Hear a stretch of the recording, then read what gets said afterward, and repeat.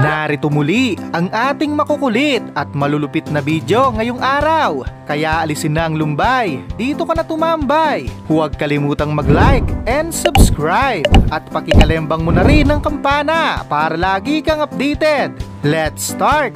Patatawanin mo na ka, tate. Huwag ka masyado seryoso. Dali, pakatanggal nga po.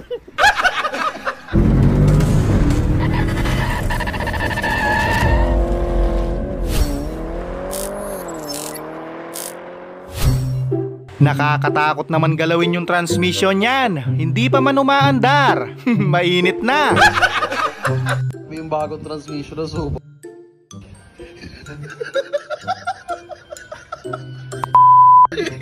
Ako na! Bilis to. Kahit na boxer engine na. So eto pala yung cutscene sa Cinderella. Bukol malala pa lang, inabot ng bida. Cinderella! Cinderella, wait for me, Cinderella! Cinderella, your shoes!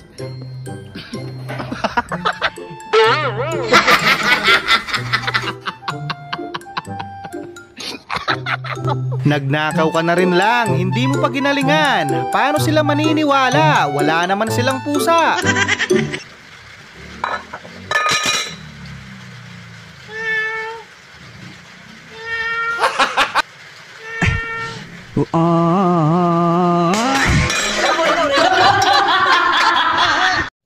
Aray ko naman. Nakakuha naman ng magandang timing itong si Undo para pakiligin si ate.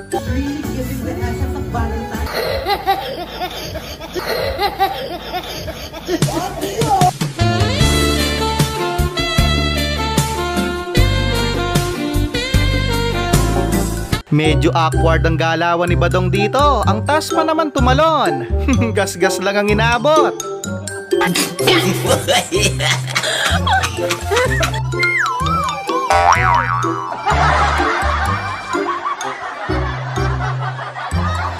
Sawa na daw siyang umasa at masaktan. Kaya eto ang biggest revenge niya. Sorry.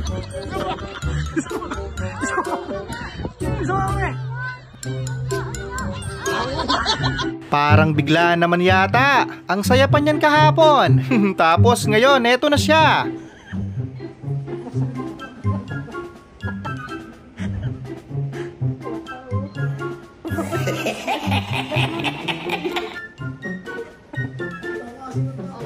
Sa braso kinuryente, pero pa ngayong naglock, lalong lumakas yung tama. Bod. Ayun na!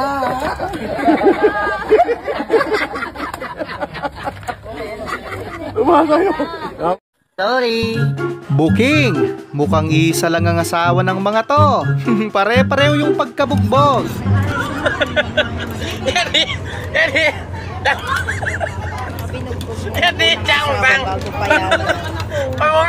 Bago payagan. Lakas tumalon. Iba talaga pag volleyball player ka. Tapos bigla kang pinalaro ng basketball.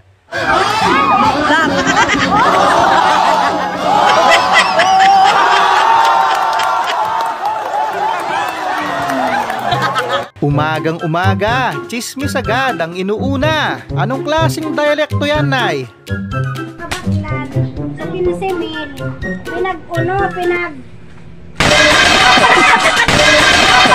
Anito nga demonyo ka? Yung ayaw mong magpa-apekto sa sinasabi ng iba. Pero mahirap talagang pigilin. Totoo na yung gutom niya. Totoo ba yan?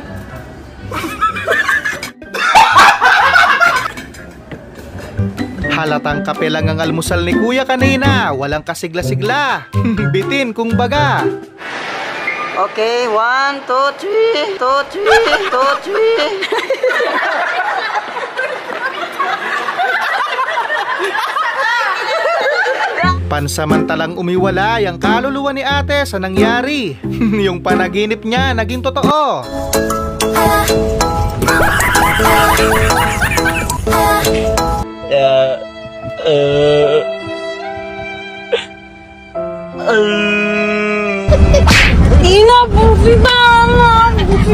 Ang swerte naman ng taong kakain nito, hindi tinipid sa sangkap. Kaso si ate parang mananapak. Oh my God! Wow! Grabe ba?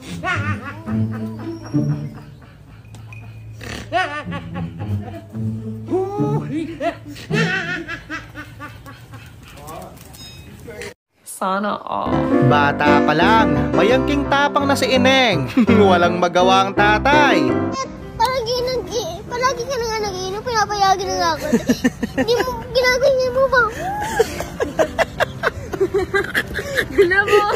Nasa kumpare lang pala ang true love. Grabe palang magmahal ito. Lips to lips agad. Hindi na alagay ng Diyos nasa ilalim. Ayos mo yung mukha mo.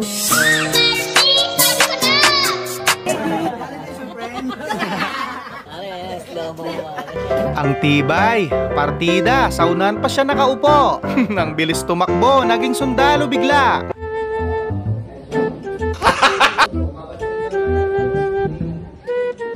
Run.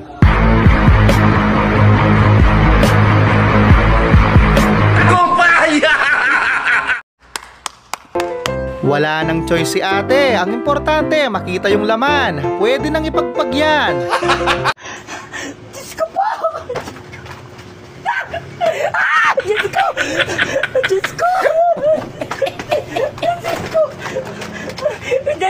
Samantala, naipit na naman sa mahirap na sitwasyon itong si Boyet. Ayaw kami.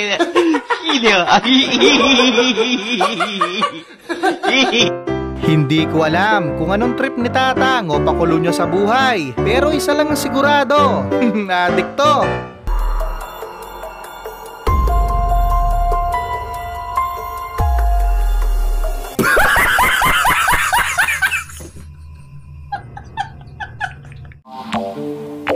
Kitang-kita ang determinasyon ng dalawa pero sadyang marupok yung sanga. Ang ending, ulam nyo at Sara.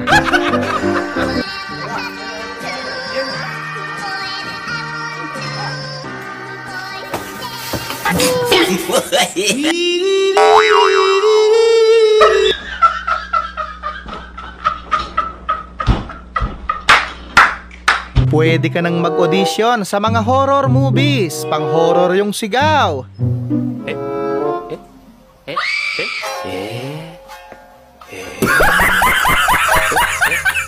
Yung hiya na lang, yung nahiya sa pinaggagawa ni ate. Ang tibay, dre.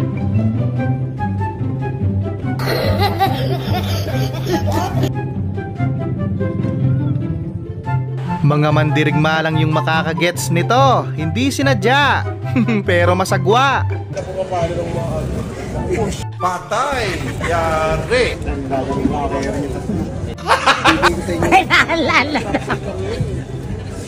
Lord, sorry. Mahal mo naman ako, di ba? Ramdam ko yung gigil nung isa. Ang lawak kasi ng daan. Sa may palayan pa nagpark. Guys, nag-overshoot kami. Nahulog kami dito sa bangin. Nandito kami. Naku po, ginawa ko na dati yan. Pero napahiya lang ako, kaya hindi ko na inulit.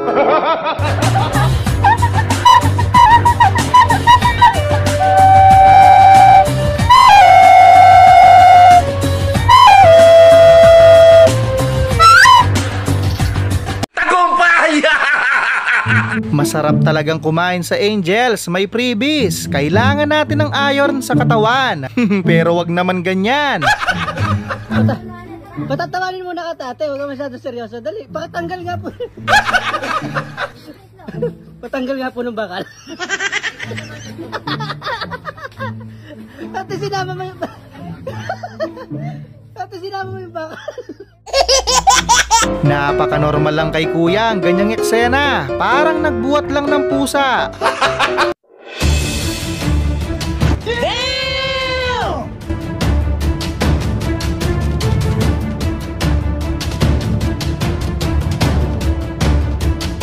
Tulad ni ate, bibihirang may ganitong talento. Hindi na kailangan ng monopod. Ang galing mo pala dyan ah.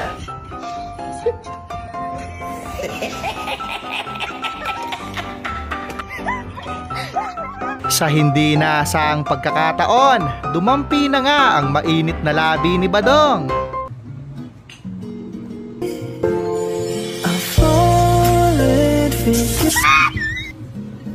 Anak ka ng Nag-alay Spider-Woman naman si ate sa dami ng pasahero. Bumanig na sa taas. May 5 piso na. Nasa Devil's Mountain na kasi kayo, kaya masamang salita talagang masasabi nyo dyan. Andito na ho kami sa Devil's Mountain. Ayun, ang ganda. Sulit ang mahabang biyahe. Ang ganda no. Ang ganda. Sarap magbembangan dyan, ano? Nakabidyo ako. Nakabidyo ang basos ng bunganga. Tamang diskarte lang para iwas pagod sa pagsusulat. Masyado na akong malakas para sa mundo ng mga tao. Kailangan kong makapunta sa mundo ng mga halimaw. Wala na akong makakalaban dito. Pag ganyan, gupitin nyo na lang. Pag pinilit nyo, mas magastos pag napilayan pa yan. Tina-tinari ka suku hibara. Tino-tino ko. Sa sobrang bilis magpatakbo, pati yung bakal na hawakan sumusunod sa bawat preno.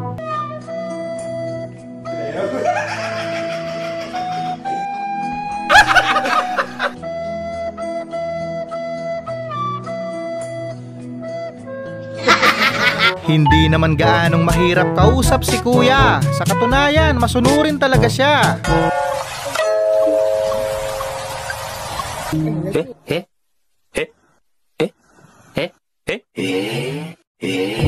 Parang nagkabaligtad yata. Nagsisimuna bago gumawa ng kasalanan.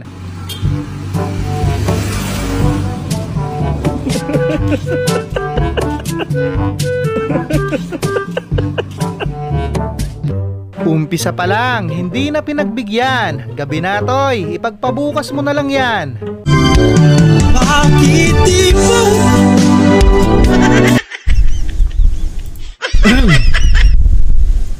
Saba. Nararamdaman mo eh. Well, kung palakasan lang naman ang pag-uusapan, abay chicken lang kay Pakundo yan.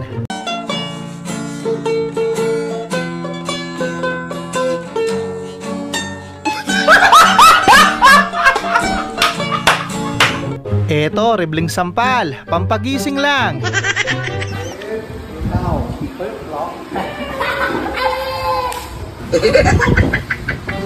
Pambihira, tahimik silang namamasyal, bibigyan mo pa ng obligasyon. Mga kababayan, tinatawag ko kayong lahat. Hep, hep! Hep, hep! Galing ha? Biday nyo, pagod na. Tiyaga na muna sa tabo.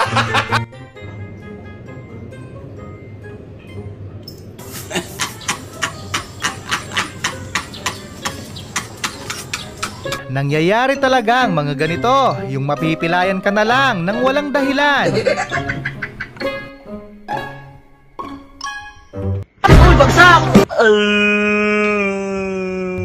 Ito lang yung gagawin nyo pag lamang yung kalaban. Gamitin yung utak, wag puro tapang. So paano ka nga ba makaka-atake kapag ang kalaban mo malakas ang depensa? Pwede kang mag-straight dito sa katawan, pero hinaharang niya. Kaya ang maganda, ito. Naku te, mukhang hindi para dyan ang mga kamay mo. Mag-focus ka na lang muna sa labahin.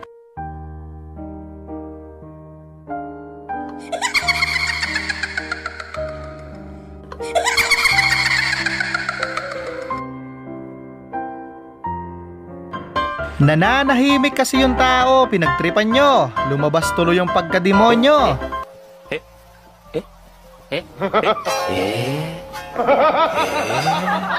Eto na naman si Mr. Cute, hindi na naman nakainom ng gamot.